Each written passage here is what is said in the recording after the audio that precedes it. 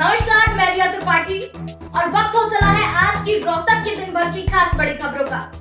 देखिए मेरे साथ क्या है आज रोहतक में खास हेडलाइंस के साथ।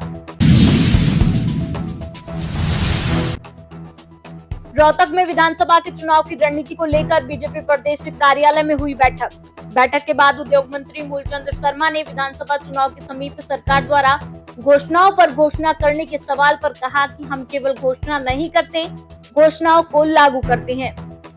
साथ ही उन्होंने कहा कि 2014 से बीजेपी की केंद्र और प्रदेश में सरकार है। अब प्रदेश में भी तीसरी बार बीजेपी की सरकार बनेगी। वहीं कांग्रेस पार्टी पर तंज कसते हुए कहा कि कांग्रेस पार्टी बाप बेटे की पार्टी बनकर रह गई है। बीजेपी सरकार लोगों के लिए काम कर रही है। साथ ही हाथरस में हुई घटना पर भी बोला, यह बड़ी निंदनीय घटना है, हमें इस पर राजनीति नहीं करनी चाहिए। कानून अपना काम करेगा, यह एक हादसा है, ऐसे में सावधानी बरतनी चाहिए, बाबा पर कार्रवाई होनी चाहिए। हरियाणा की शिक्षा मंत्री सीमा त्रिखा पहुंची रोहतक। इस दौरान हुड्डा पर कसा तंज, बोली सपने देखने का अधिकार सभी को।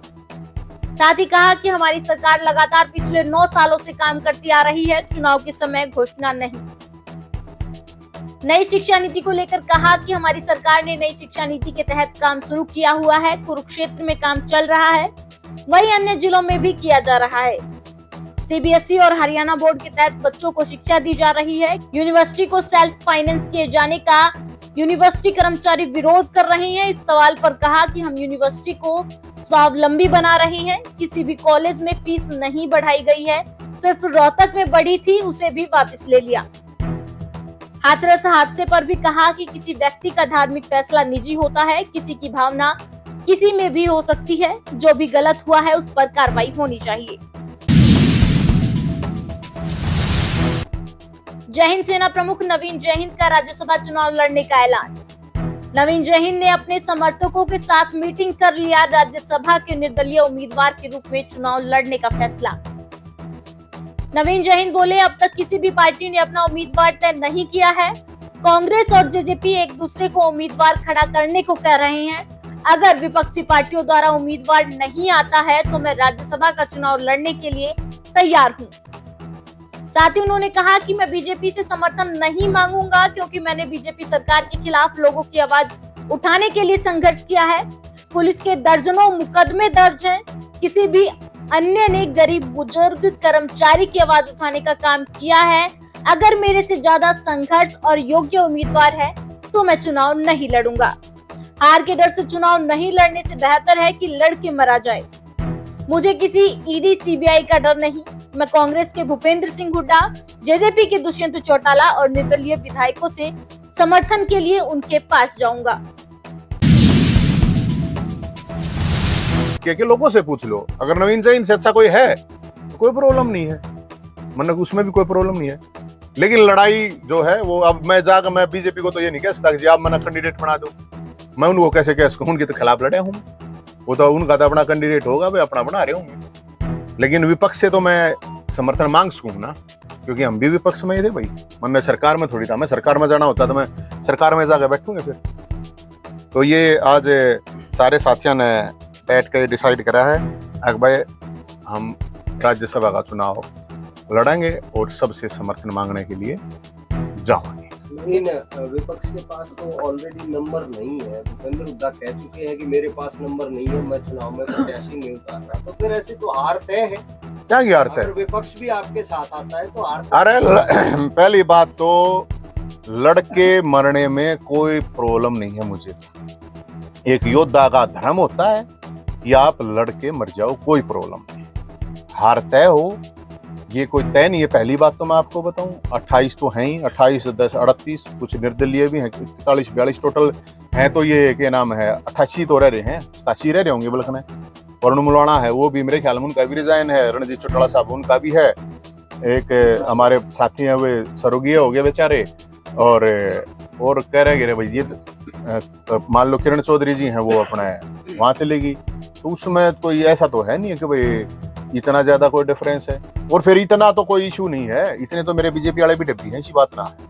ऐसी कोई टेंशन लेने की जरूरत ना है। बीजेपी वाले भी मेरे बढ़िया डब्बी हैं, उन तय दौर नहीं, उन दबी वोट मांगने था भाई। मारे दौर भी तो सब आए, बीजेपी वाले नहीं आए मेरे दौर वोट मांगने। कांग्रेस वाले भी आए, बीजेपी वाले भी आए, जेजेपी वाले भी आए, जो भी चुनाव लड़ रहे थे इन वाले जो भी थे सारे आए थे। तो वोट मांगने तो मैं भी सारा दूर जा सकूं, उसमें क्या प्रॉब्लम है? उसमें तो कोई प्रॉब्लम नहीं होनी चाहिए। वोट तो मांगे सकूं भाई, मेरे दौर आए थे तो मैं भी तो जा सकूं। तो इसमें बीजेपी वाले भी मेरे डब्बी हैं, कहीं कोई प्रॉब्लम ना, उसकी आप टेंशन ना लो, ये टेंशन हमारे पे छोड़ दो। और हम ये रिक्वेस्ट सबसे कर रहे हैं और लोगों से भी हम ये बात कह रहे हैं भाई, तम ने न्यू लागता हो भाई ना यो गलत कैंडिडेट है, तम भी बता दो। तम ने कोई बढ़िया कैंडिडेट लागता हो, यो कैंडिडेट है इस सरकार के खिलाफ 9.5 साल इस आदमी ने लड़ाई लड़ी है, कोई ला तो शामी इतने मुद्दे पर जिससे कि लोगों को फायदा हुआ है डायरेक्ट। कोई एक गांव बता दो जिसमें बुढ़ापा पेंशन नहीं बनी हो, एक गांव बता दो जिसमें बीपीएल कार्ड नहीं बना हो, जो फैमिली आईडी के नाम पर आज भी दरबार लाने पड़ रहे हैं। ये दरबार मैंने तो खट्टर साहब 1.5 साल पहले गई थी कि आप लगाओ, यही चालू हुए हैं। ये तो उस टाइम पे इंप्लीमेंट हो जाना चाहिए था। और स्पेशल थाना में पेंशन बनवाई है मैंने, थाना में पेंशन बनी है। वो एक गांव का न्यू बता दो, किसी भी गांव में विधवा पेंशन नहीं बनी हो, विकलांग पेंशन नहीं बनी हो, और सबसे बड़ी बात रांडा पेंशन बनवाई। बताओ बनवाई कि नहीं बनवाई? तो और भैया हमने तो करे हैं। जननायक जनता पार्टी के राष्ट्रीय अध्यक्ष डॉक्टर अजय सिंह चौटाला व पूर्व उप मुख्यमंत्री दुष्यंत चौटाला पहुंचे रोहतक पहुंचने पर जसपा कार्यकर्ताओं ने गर्मजोशी के साथ किया स्वागत। जननायक जनता पार्टी जिला कार्यालय रोहतक में कार्यकर्ताओं से की मुलाकात। इस दौरान संगठन को मजबूत करने व आगामी विधानसभा चुनाव को लेकर की गई चर्चा। बोले विधानसभा चुनाव को लेकर पार्टी पूरी तरह से तैयार।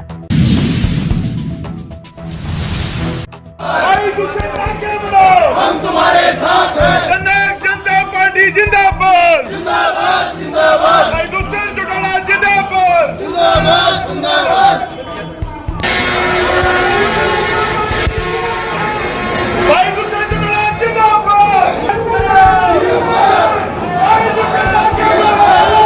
होगा हमारे रोहतक स्थित कांग्रेस भवन में जिला स्तर, खंड स्तर और विधानसभा स्तर तक हरियाणा रिटायर्ड कर्मचारी कांग्रेस प्रकोष्ठ की बैठक का आयोजन किया गया।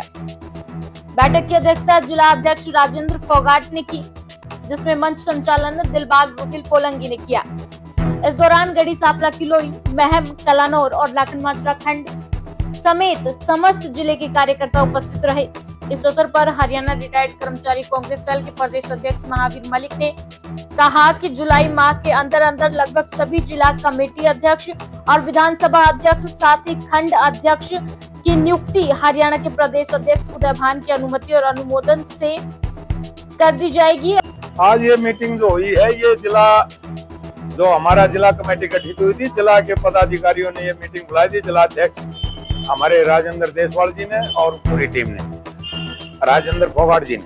तो हम ये कह रहे हैं, ये जो मीटिंग हुई है इसमें जिला कमेटी के साथ साथ हमारी ऐसे ही विधानसभा कमेटियां बने, ब्लॉक कमेटियां बने, हमारी हर कॉलोनी में एक कमेटी बने, हर सेक्टर में एक बने, हर ग्रामीण स्तर पर एक कमेटी गठित हो। इसके विस्तार के लिए प्रारूप आज तैयार कर दिया।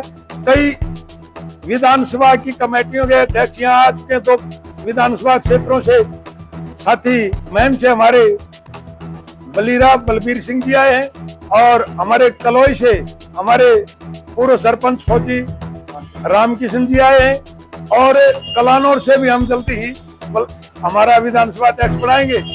इसी तरह से शहरी अध्यक्ष भी बनाना है और हर सेक्टर में बनाएंगे।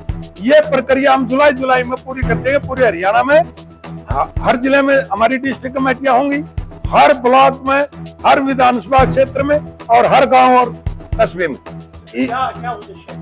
हमारा उद्देश्य यह है कि हम ये कमेटियां गठित करके 3,65,000 कर्मचारियों के प्लस में रिटायर कर्मचारियों के और प्लस में 3 लाख मौजूदा कर्मचारियों के, चाहे वो हमारे कौशल रोजगार के कर्मचारी चाहे नियमित है, सभी कर्मचारियों के घर घर तक ये कमेटियां जाएंगी, नीचे स्तर तक, बूथ लेवल तक, और सबको मोटिवेट करेंगे।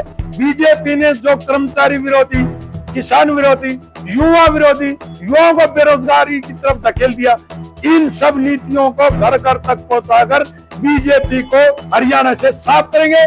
यहाँ कांग्रेस पार्टी की सरकार लाएंगे हमारे CLP लीडर भूपेंद्र सिंह हुड्डा जी के नेतृत्व में और उदय भान जी की अध्यक्षता में हरियाणा के अंदर 80 सीट पार कराएगा। रिटायर कर्मचारी और मौजूदा कर्मचारी मजदूर वर्ग सब एकजुट करेंगे हम और इसको पूरी ताकत के साथ आगे लेके जाएंगे।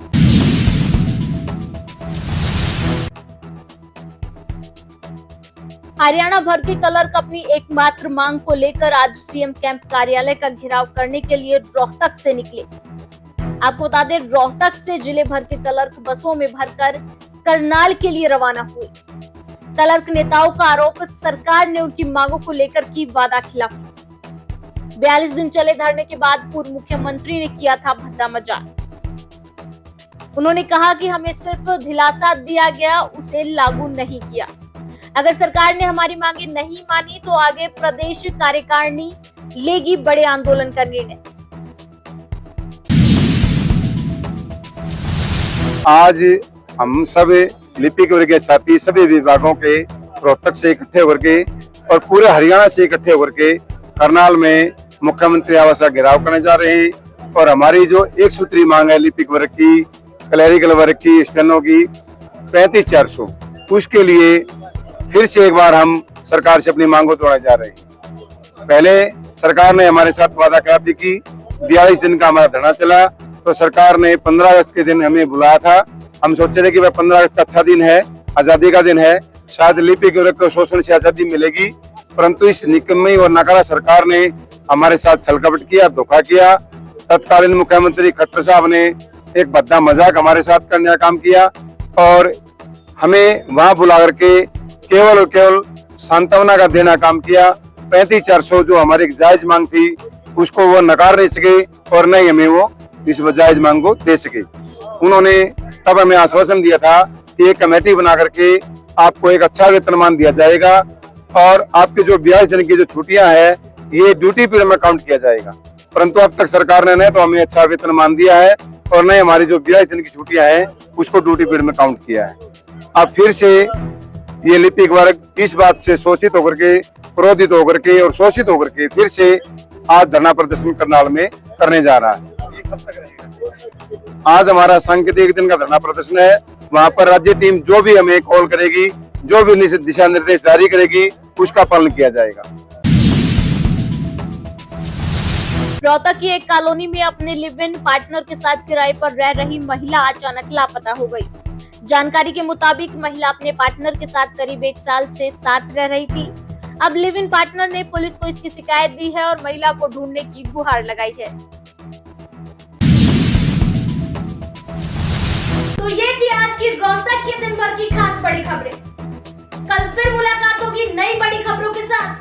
तब तक के लिए मुझे दीजिए इजाजत। नमस्कार।